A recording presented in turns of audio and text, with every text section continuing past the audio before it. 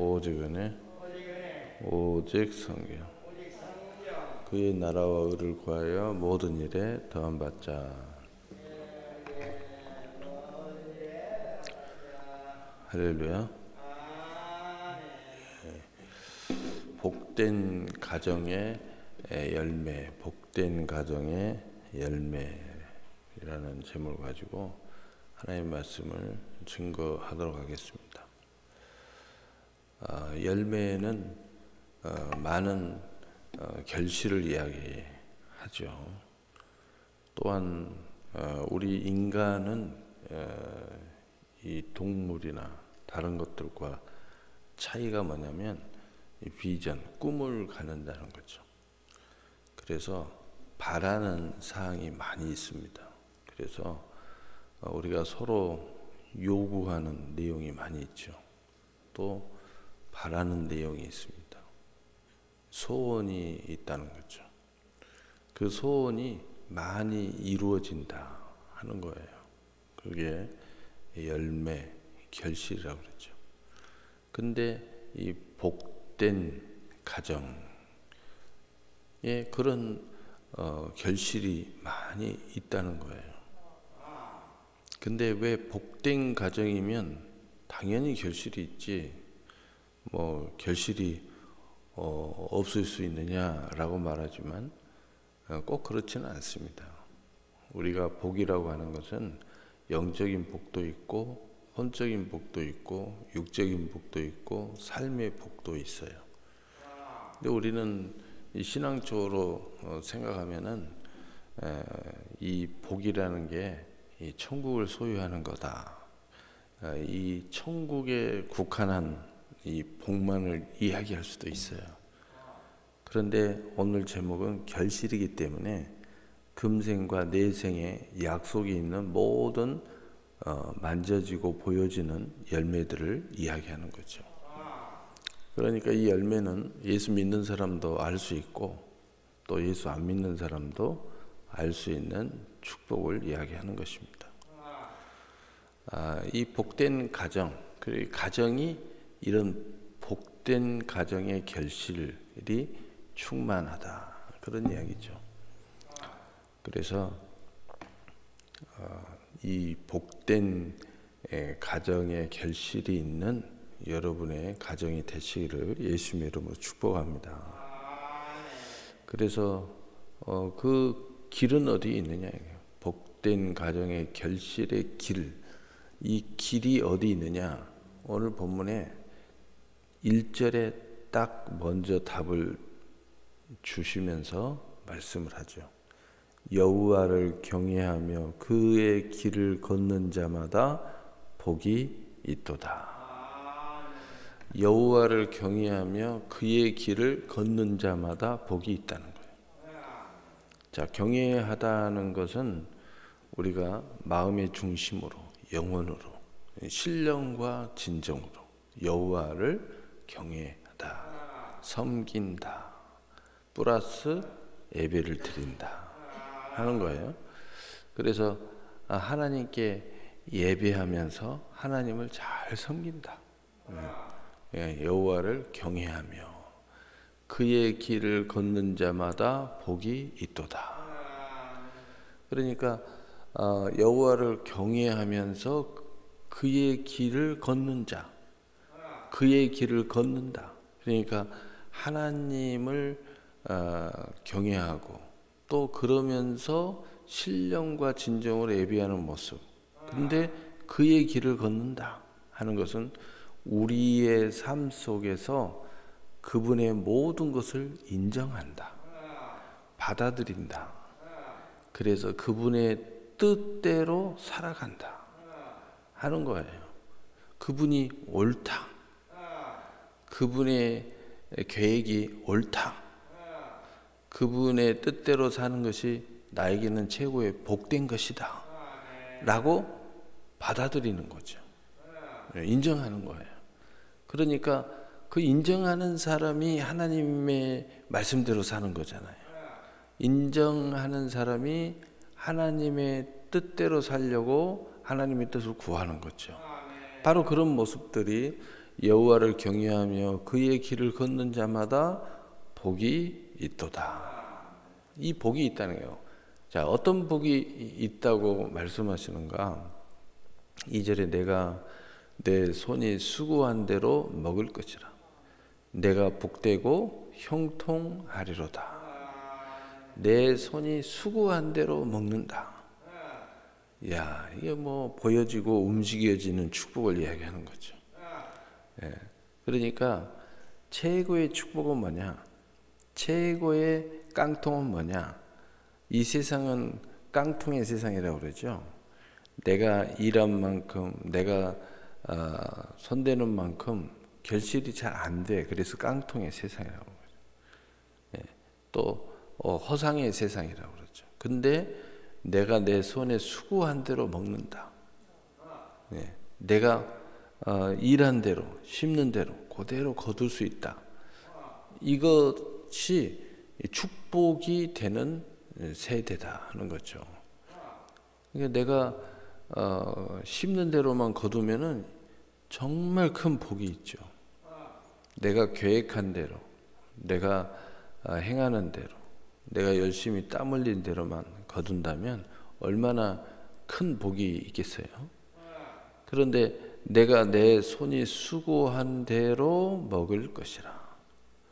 먹는다는 것은 그냥 이렇게 먹는다 그 말이기도 하지만, 우리가 먹고 사는 것은 이렇게 많이 표현하죠. 그래서 내 손에 수고한 대로 먹을 것이라.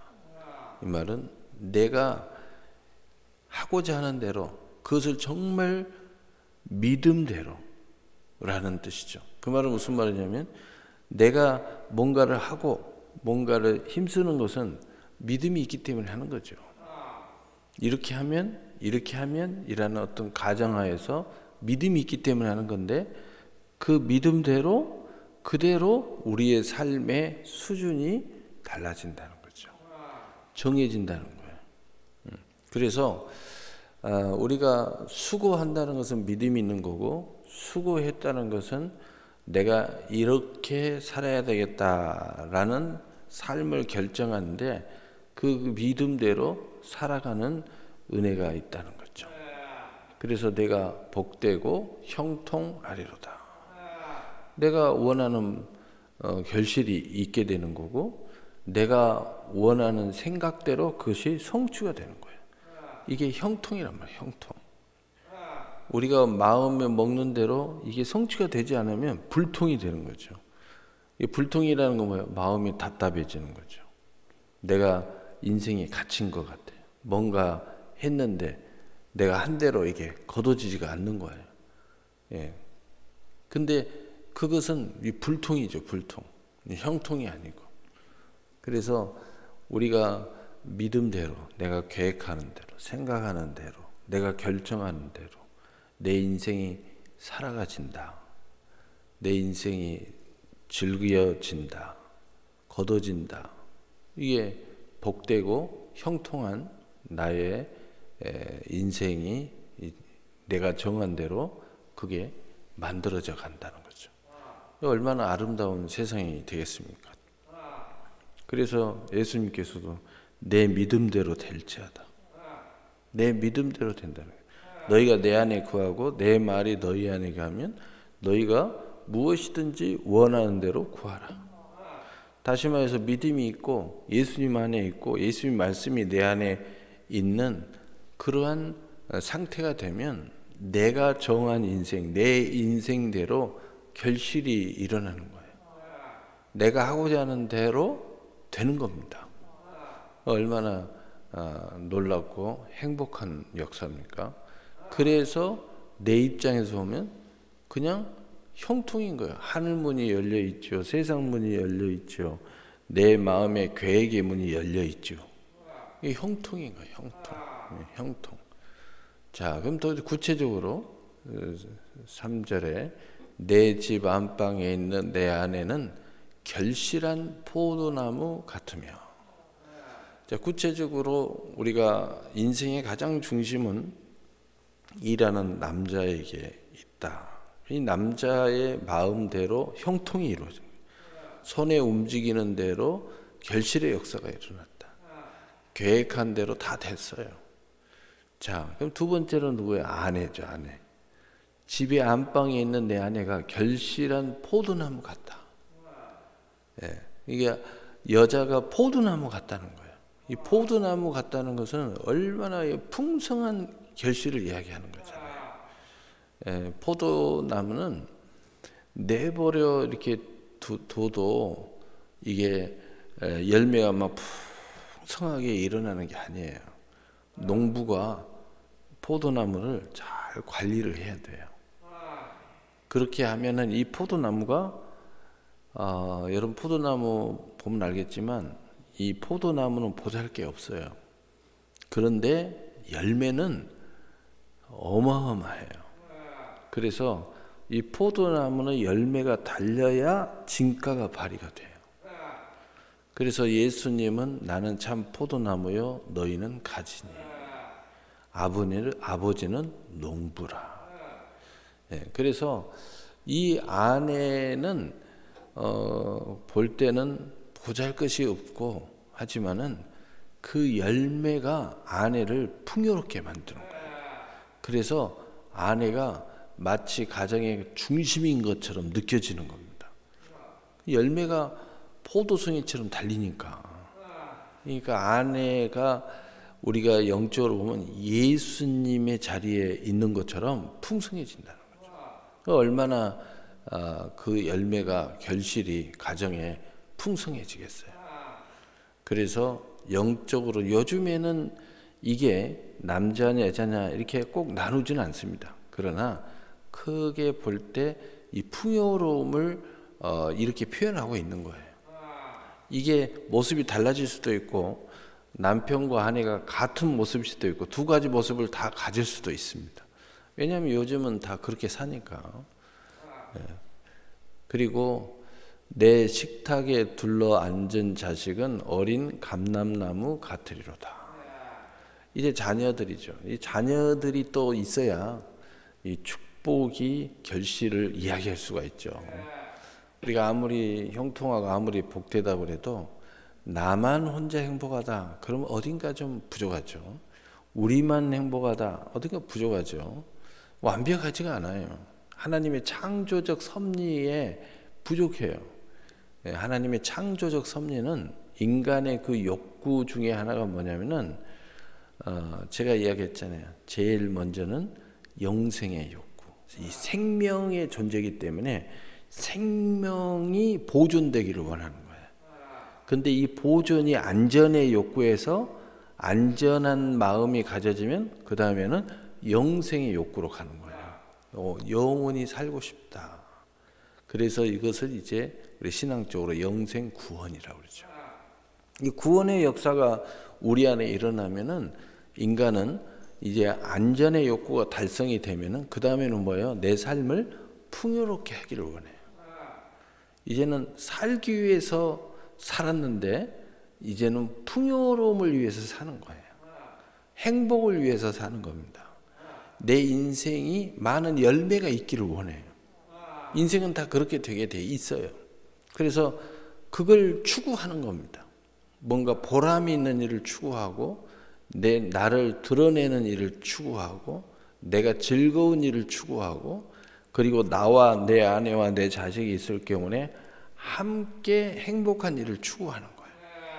그리고 그게 좀 더 커지면 인류가 함께 행복한 일을 추구하는 겁니다.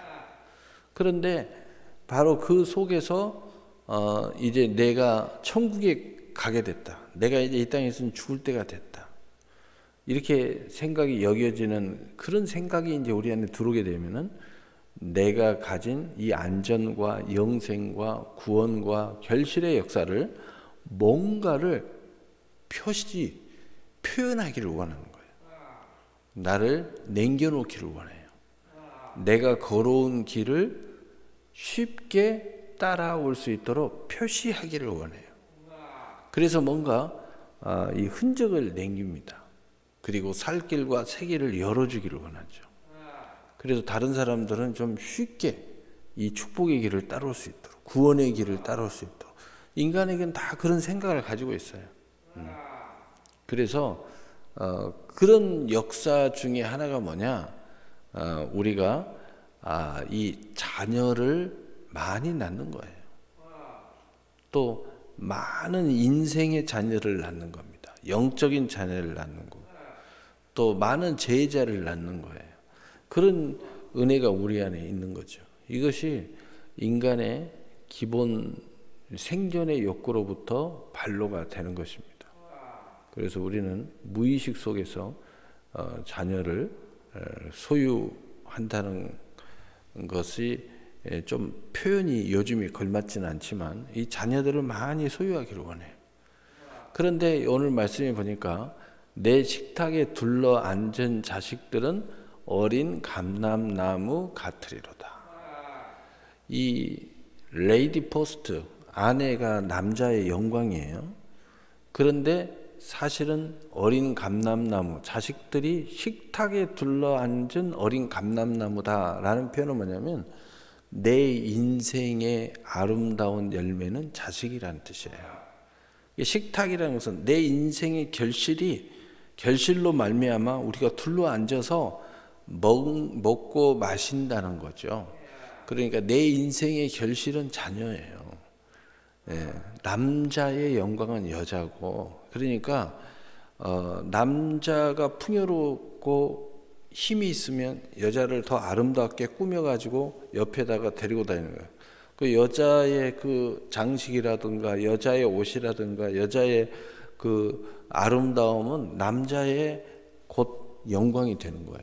그래서 옛날에 권위 있는 사람들은 여자를 데리고 다니면 최고의 딱 데리고 갈 때, 파티를 데리고 갈 때 최고의 귀금속을 딱 선물을 하죠. 근데 여자의 행복하죠. 근데 그것이 여자를 위한 것이기도 하지만 자기의 권위를 상징하는 거예요. 최고로 딱 꾸며가지고 파티에 딱 데리고 가는 겁니다. 그러면은 많은 사람들이 남자를 먼저 보는 게 아니고 여자를 봐요. 오 하고 그 다음에 남자를 보는 거예요. 오 요즘에 잘 나가는 모양이네. 요즘에 아주 축복이 있나 보네. 뭐 이렇게 이제 보는 거죠. 근데 내 인생, 내 아내와 많은 것들을 이렇게 인생을 이야기할 때 이 자녀들이 식탁에 둘러앉은 감람나무, 내 인생의 결실이에요. 그러면은 자녀들에게 내가 공급을 하고 그리고 자녀들의 그 풍요로운 모습을 보는 것이 나의 인생의 결실이라는 거죠. 그래서 내 인생의 만족함을 누리고 행복함을 누리는 것은 자녀들에게 내가 마음껏 해주고 싶은 것을 공급하고 그리고 이 자녀들이 거기 안에서 감람나무처럼 그냥 풍요롭게 열매를 결실하고 잘 성장해 주는 그런 모습, 그 모습을 부모가 볼 때 아주 행복해 한다는 거죠. 바로 그것을 표현하고 있습니다. 그것을 표현하고 있어요. 그래서 부족함이 없도록 부모가 공급을 하고 이 자녀들은 공급을 받으면서 제2의 인생의 스토리를 창조하기 위해서 준비해 가는 거죠. 그 모습이 우리 안에 있다는 거죠. 그런데 이 어린 자녀가 감람나무 같다. 이건 무슨 표현이냐면 부모가 자식을 딱 볼 때 그냥 내 공급만 받는 식탁에 둘러앉은 자녀의 모습만이 아니라 감람나무라는 것은 뭐냐면 무한한 소망을 본다는 거예요. 감람나무는 어떨 때 사용하냐면 감람나무는 열매, 나무, 뿌리, 기름 한 가지도 소용이 없는 게 하나도 없어요. 100% 쓰는 거고 100% 사고 팔고 하는 가치를 갖고 있어요. 그러니까 그렇게 하면서 부모가 자녀를 딱 볼 때 무한한 소망을 갖는 거예요. 무한한 미래를 보는 겁니다. 부모가 자녀를 볼 때 최고로 기쁜 건 뭐냐면 우리 자녀의 미래가 풍요로워질 때 부모는 너무 행복한 거죠. 그런데 자녀를 딱 볼 때 소망이 없어. 이건 뭐 부모의 마음이 억장이 무너지는 거죠. 우리 자녀의 한심한 모습을 막 보면 억장이 무너지는 거죠. 근데 여기서는 무한한 비전과 소망을 보는 거예요. 부모는 자녀를 볼 때마다 그런 모습을 볼 때 최고의 행복이 있는 거죠. 그런 역사를 여기서 표현하고 있어요. 감람나무 같으리로다. 내가 부모로서 자녀들에게 마음껏 공급할 수 있고 그것을 누리고 그러면서 이 자녀는 마음껏 세상을 품고 하나님의 뜻을 품고 자기의 뜻을 펼치는 무한한 소망의 비전을 보는 거예요. 갖는 거예요. 그럴 때 이 부모가 얼마나 행복하겠습니까? 그런 축복을 이야기하고 있어요. 4절에 여호와를 경외하는 자는 이같이 복을 얻으리로다. 이제 구체적으로 만져지고 보여지는 이런 복이 너희에게 임한다는 거죠. 하나님을 경외하고 그 경외함이 우리의 삶에 적용이 되고 그리고 그 길을 걷는 자가 이 복을 받는다는 거죠. 그런데 이제 조금 다시 실제적인 실상의 말씀을 하시다가 다시 이제 내 믿음의 이야기를 하는 거죠. 여호와께서 시온에서 내게 복을 주실지어다.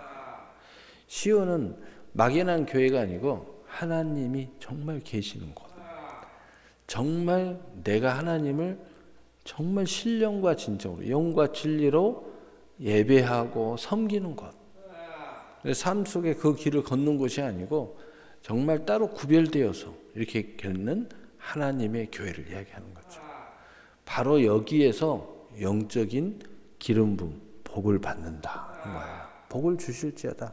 너는 평생에 예루살렘의 번영을 보며. 이제 예루살렘의 번영이라고 표현하고 있죠. 하나님으로부터 축복을 받아서 하나님의 역사를 통해서 누구나 다 알 수 있는 번영을 이야기하는 거죠. 그 번영을 보게 될 것이다. 그리고 내 자식의 자식을 볼지어다. 이스라엘의 평강이 있을지로다. 그런데 이것이 이런 역사가 아브라함의 하나님, 이삭의 하나님, 야곱의 하나님 이렇게 내려간다는 거예요. 그러니까 최고의 축복은 나 당대만 받는 것이 아니라 이게 계속 내려가는 겁니다. 욥이 그런 그 욥의 환난을 겪었지만은 욥을 하나님이 축복하실 때 몇 대를 받다고 그랬어요? 4대를 받다고 그랬어요.